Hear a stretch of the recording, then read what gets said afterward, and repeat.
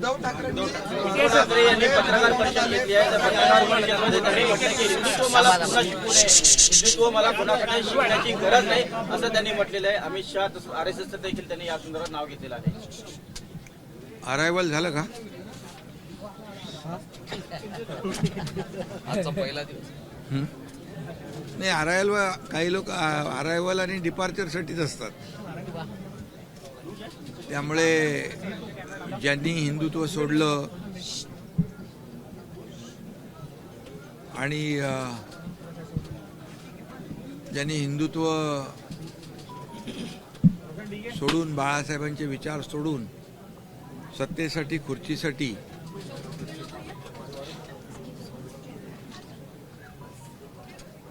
हिंदुत्व कुंटीला टांगलं म्हणायचं का, पण हिंदुत्व असं बोलता येणार नाही आपल्याला. त्यांना हिंदुत्व शिकवण्याची आवश्यकता देखील नाही. आणि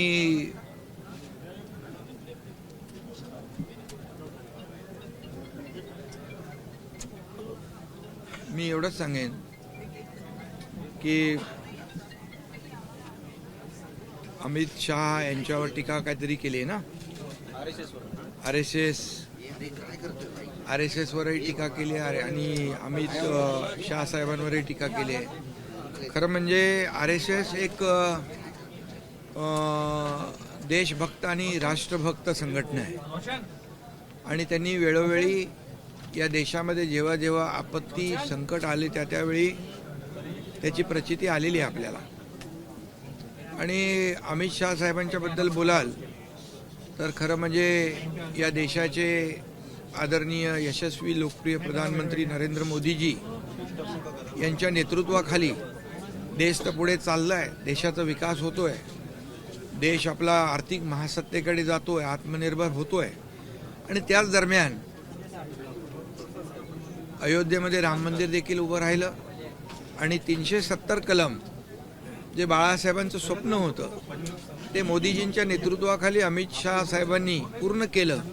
त्यांच्याबद्दल अशा प्रकारचं वक्तव्य करणं हे दुर्दैवी आहे. आणि आणखी काहीतरी म्हणाले ते मुंबईच्या बद्दल, मुंबईला गिळायला निघाला असं म्हणतात. अॅनाकोंडा गिळायला खरं म्हणजे मुंबई ज्यांनी अनेक वर्ष लुटली, मुंबईची तिजोरी धुतली आणि कोविडमध्ये देखील रुग्णांच्या तोंडची खिचडी गिळली, मिठीतला गाळ गिळला, रस्त्यात डांबर खाल्लं, डेड बॉडी बॅगमध्ये पैसे खाल्ले, खोटी कोविड सेंटर उभी करून मड्याच्या टाळूवरचं लोणी खाल्लं. अशा लोकांनी अमित शहा साहेबांवर बोलणं ही मोठी शोकांतिका आहे. आणि म्हणून मला वाटतं कुठंतरी बॅलन्स गेलेला दिसतोय आणि असंबंध म्हणजे संबंध नसलेल्या गोष्टी बोलू लागलेल्या आहेत. दोन्ही उपमुख्यमंत्री असंवैधानिक आहे, ते रद्द करावं असं त्यांनी म्हटलंय. आणि त्याच वेळेला मुख्यमंत्र्यांना पांघरून मंत्री म्हटले त्यांनी. 1 नंबर 2 नंबर हे जे काही चाललं होतं त्यावरून त्यांनी टीका केलेली आहे की 2 नंबर पदाला काही महत्व नाहीये. 2 नंबरने झालेल्या विधानसभेच्या निवडणुकीमध्ये त्यांना शेवटच्या नंबरला बसवलेलं आहे. आणि मी मुख्यमंत्री होतो तेव्हाही संविधानिक नाही, घटनाबाह्य पद आहे, हे रद्द झालं पाहिजे असे काही लोक म्हणायचे. आता मी उपमुख्यमंत्री आहे आणि घटनाबाह्य हा शब्द त्यांच्या आवडीचा दिसतोय. कारण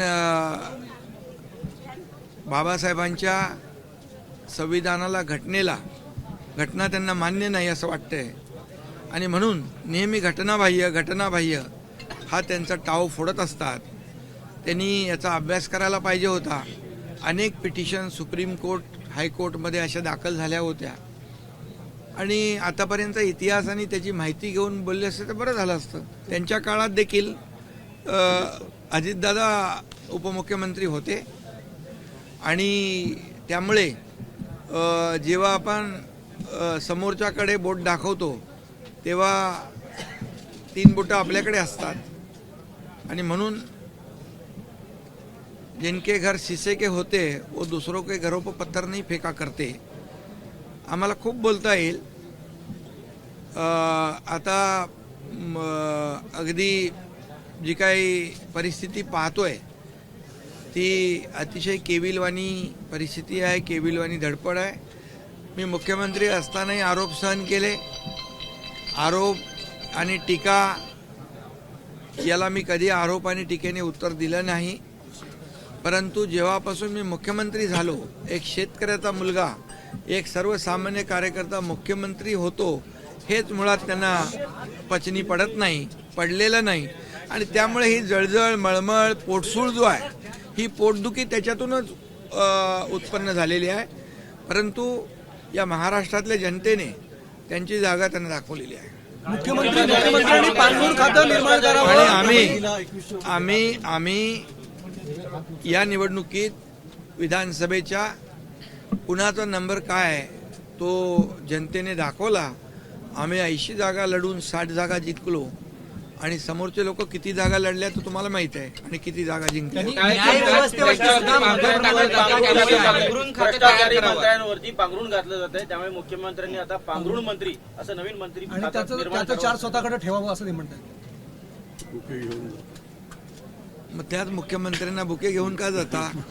का मुख्यमंत्र्यांची वारंवार भेट घेता? एकीकडे टीका करायची आणि दुसरीकडे नाही, एकीकडे गोडवे गायचे आणि दुसरीकडे टीका करायची, ही दुटप्पी भूमिका आहे. हे एक मी सांगतो तुम्हाला की मुख्यमंत्र्याच्या खुर्चीसाठी आणि या मुख्यमंत्री पदासाठी ज्यांनी स्वतःचं, मी असं म्हणेन, ते पांघरून म्हणाले तर मी म्हणतो की पाय पुसणं करून घेतलं, त्यांनी काय मुख्यमंत्र्यांवर टीका करायचा अधिकार आहे देवेंद्रजींवर? आणि त्यामुळे लोकांनी त्यांची जागा दाखवलेली आहे. प्रत्येकाने आपलं पांघरून पाहूनच हातपाय पसरले पाहिजे. शेतकऱ्यांना मदत मिळाली नाही, कुठेतरी ठिबक सिंचन झालंय का असा प्रश्न उपस्थित करताय. आता त्यांचा ठिबक सिंचन झालेला दिसतोय. एक हे बघा, विभाग वाईज अमरावती डिव्हिजनला 3,415 कोटी रुपये, छत्रपती संभाजीनगरला 6,249 कोटी, कोकण डिव्हिजनला 40 कोटी, नागपूर डिव्हिजनला 716 कोटी आणि नाशिक डिव्हिजनला 1,553 कोटी, असे 14,000 कोटी रुपये 32,000 कोटीच्या पॅकेजपैकी पोहोचलेले आहेत. ही आकडेवारी आहे.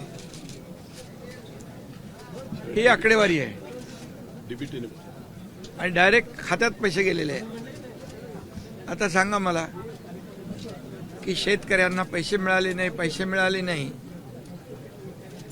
ही ओरड आणि हा खोटारडेपणा त्यांचा आता लपून राहिलेला नाही. तर उद्धव ठाकरे हिंदू धर्माच्या विरोधात भूमिका घेत आहेत का? कारण तामिळनाडूमध्ये दिवा लावावा असा कोर्टाने आदेश दिल्यानंतर महाभियोग जो दाखल केला गेला आहे त्यावरती उद्धव ठाकरेंनी सही केलेली आहे.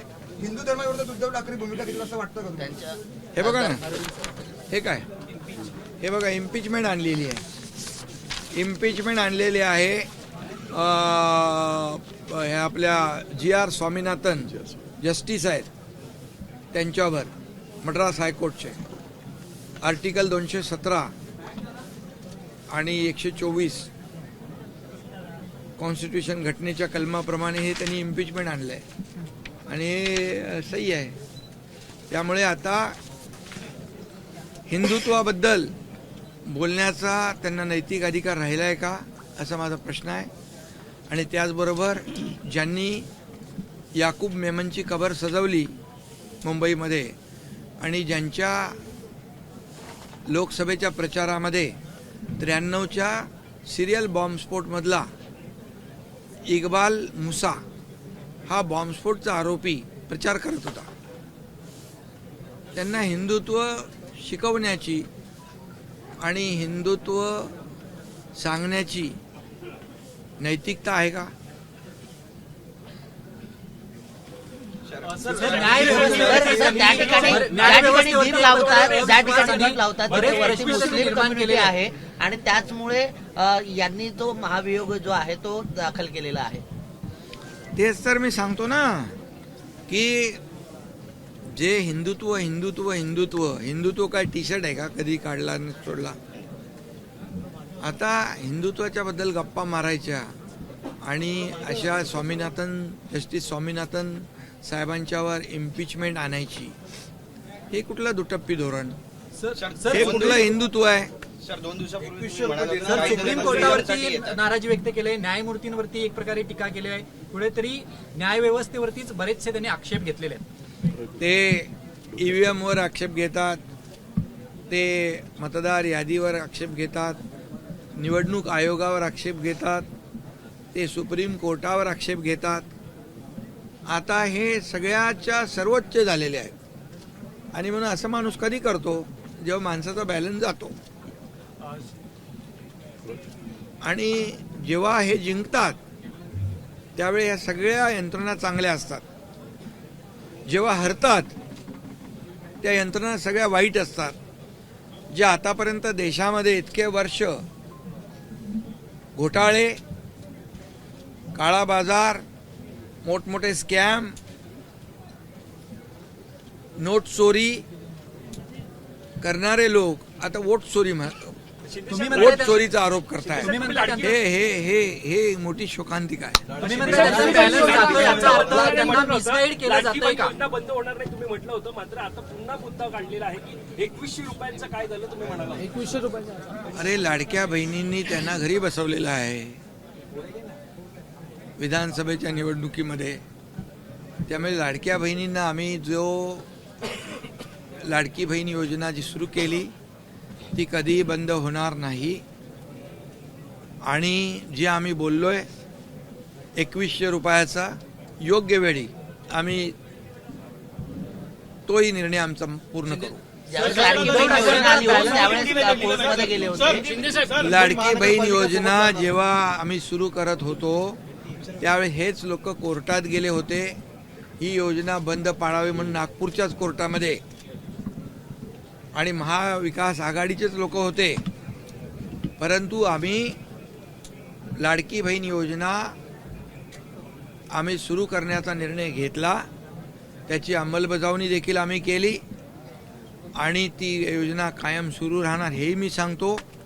आणि जे आम्ही बोललेलो आहे पुन्हा एकदा मी सांगतो, जे 2100 रुपये आम्ही बोललोय योग्य वेळी त्याची पूर्तता आम्ही करणार हे पुन्हा सांगतो.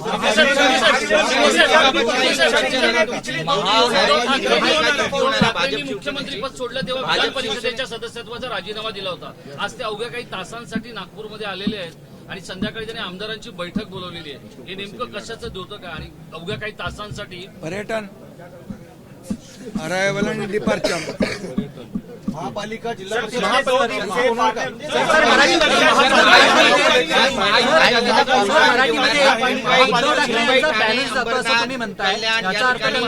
भाजप शिवसेना एकत्र लढणार आहे. काय नेमकं काय फॉर्म्युला काय महायुतीचा फॉर्म्युला काय आगामी निवडणुका? आगामी महापालिकेच्या निवडणुका आम्ही महायुतीने लढणार आणि महायुतीत जिंकणार. स्वबळाचा नारा हा दिला जातोय, त्या संदर्भात काही स्पष्टोक्ती आहे? काही ठिकाणी अजूनही माझी मुख्यमंत्र्यांच्या बरोबर चर्चा झाली. तिथे प्रदेश अध्यक्ष बावनकुळेजी, रवींद्र चव्हाण सगळे तिकडे होते आणि आमची सर्व चर्चा झाली. महायुतीने लढण्याचा निर्णय झालेला आहे. रायगडमध्ये केले जातात आमदारांचे मंत्र्यांचे व्हिडिओ मॉर्फ केले जातात आणि ते व्हायरल केले जातात. याकडे कसं पाहणार? आता हा मॉर्फिंगचा धंदा चालू केलाय त्यांनी. आता सगळा धंदा बंद झाला, सगळी कामं बंद झाली. आता हे मॉर्फिंगचं काम चालू झालेलं आहे.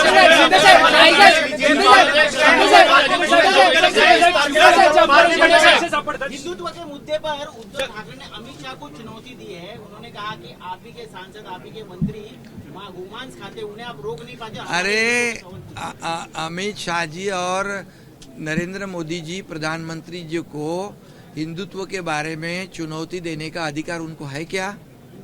ये मेरा सवाल है. अभी यहाँ पर देखिए, ये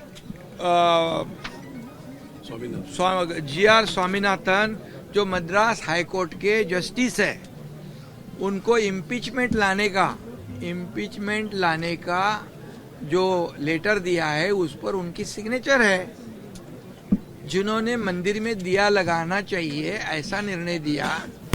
ऐसे देखिए, ये motion for removal of justice GR Swaminathan of the Madras high court under article 217 end with 124 of the constitution of India. ये देखिए, और ये यहाँ पर साइन है. ये क्या है? और जो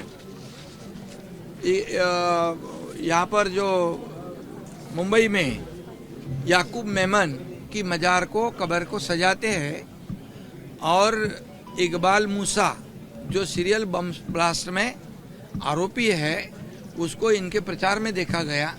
ये कौन सा हिंदुत्व है? पाकिस्तान के झंडे उनके प्रचार में नचाते हैं.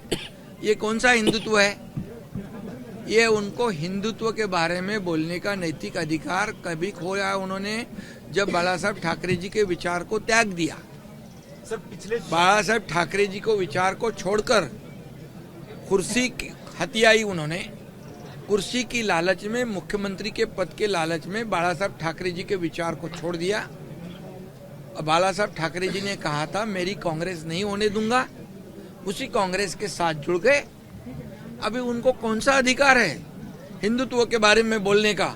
और आदरणीय प्रधानमंत्री नरेंद्र मोदी जी और अमित शाह जी के ऊपर बोलने का अधिकार है? सर, पिछले 2 दिन से हस्ताक्षर कर रहे हैं. उद्धव ठाकरे कह रहे हैं कि मद्रास में वहां पर दिया जला के रहेंगे. ये दोगली उनकी नीति है. ये डबल स्टैंडर्ड काम है. पिछले 2 ये क्या कहते हैं उसको? गिरगिट कैसे? सर, पिछले 2 दिन से पार्लियामेंट में चर्चा हो रही है वंदे मातरम को लेके. वंदे मातरम को लेके जो चर्चा हो रही है उस पर भी उन्होंने विरोध जताया है. उन्होंने कहा है कि अभी सरकार को वंदे मातरम की याद आई है. शायद से आरएसएस के कपड़े फाड़ने के लिए वंदे मातरम का डिबेट इन्होंने शुरू. अरे किसने? अरे अभी मैं क्या कहा? अभी आरएसएस के खिलाफ बोलने का अधिकार है क्या? आरएसएस एक देशभक्त और राष्ट्रभक्त संगठन है. उन्होंने हमेशा उन्होंने प्रूव करके दिखाया है. जब देश में संकट आती है, आपदा आती है, तो पहले वो जाते हैं. और वो उनके ऊपर आरोप लगाना ये तो एक प्रकार का मजाक है. वंदे मातरम तो हमारा, ये वंदे मातरम बोलते बोलते कई लोग फांसी पे चढ़ गए. उस वंदे मातरम का अवमान करना, उनको भुगतान करना पड़ेगा. रायगड जिल्ह्यामध्ये वंदे मातरम पर बॉडी इलेक्शन साथ में लड़ने वाली है. Sir, Mahayuti local body election नहीं है. हमें मांगनी करते हैं लोकल बॉडी इलेक्शन महायुति साथ में लड़ने वाली है, क्योंकि बीएमसी के अलावा और भी टीएमसी. मुंबई कारपोरेशन के साथ जो कारपोरेशन के चुनाव है, महायुति साथ में लड़ेगी और महायुति जीतेगी. क्योंकि हम 3.5 साल में पिछले जो काम किया है वो लोगों के सामने है. डेवलपमेंट है, वेलफेयर स्कीम्स है, लाडली बहना जैसी कई स्कीम्स, योजनाएं बनाई. और इन्होंने जो महाविकास आघाड़ी ने स्पीड ब्रेकर डाले थे, कई कामों को स्थगित कर दिया था, उसको हमने आगे बढ़ा दिया. मुंबई के रोड हो, कॉन्क्रीटाइजेशन हो, सीवरेज ट्रीटमेंट प्लांट हो, ब्यूटिफिकेशन हो, मेट्रो हो, कार शेड हो, कोस्टल रोड हो, अटल सेतु हो, इतने काम किए हैं. हमें देश के प्रधानमंत्री नरेंद्र मोदी जी ने भी मुंबई को डेवलपमेंट के लिए, महाराष्ट्र के डेवलपमेंट के लिए 10 लाख करोड़ रुपए दिए। और ये इसी की जो जलन है, यही पेट दर्द है कि उन पर आरोप लगाने की कोशिश हो। कर्जमुक्तीची घोषणा केली आहे, कर्जमुक्त होणार का 30 जूनला साहेब? अभी हो गया मराठी। रायगड जिल्ह्यामध्ये जो महायुतीमध्ये संघर्ष आहे, राहुल गांधी कह रहे हैं राहुल गांधी कह रहे हैं कि अमित शाह उनसे डर गए, उनके हाथ कांप रहे थे, उनकी जबान लड़खड़ा रही थी जब इलेक्टोरल रिफॉर्म्स पे डिबेट हो रही थी। अरे अमित भाई ने ये 370 कलम कश्मीर का हटाया, इतने सालों में जो काम नहीं हुआ वो उन्होंने करके दिखाया है।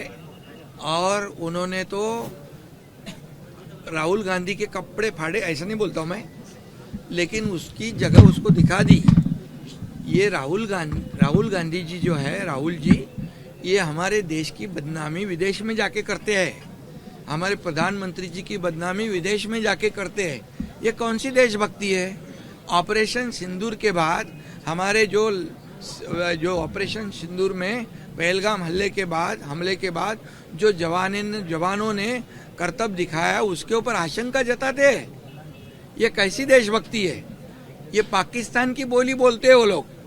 और ऐसे राहुल गांधी, अमित भाई जो देशभक्त है, जिन्होंने जो कर्मठ गृह मंत्री है, उन्होंने अपना काम बराबर दिखाया है सबको, नक्सलवाद को खत्म कर दिया है और देश के दुश्मनों का करेक्ट कार्यक्रम किया है, तब डरे नहीं। और ये ऐसे बातों में वो डरने वाले हैं क्या?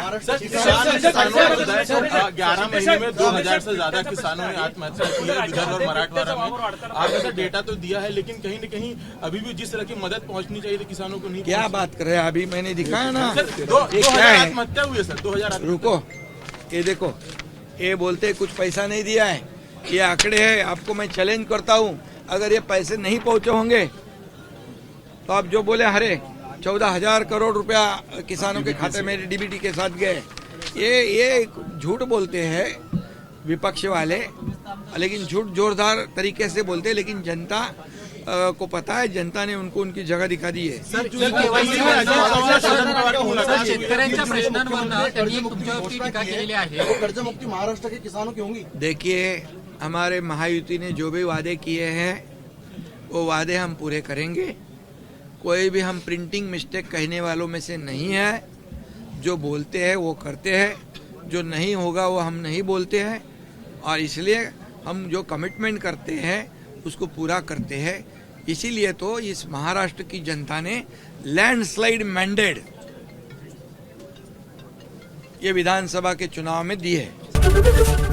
एबीपी माझा, उघडा डोळे बघा नीट।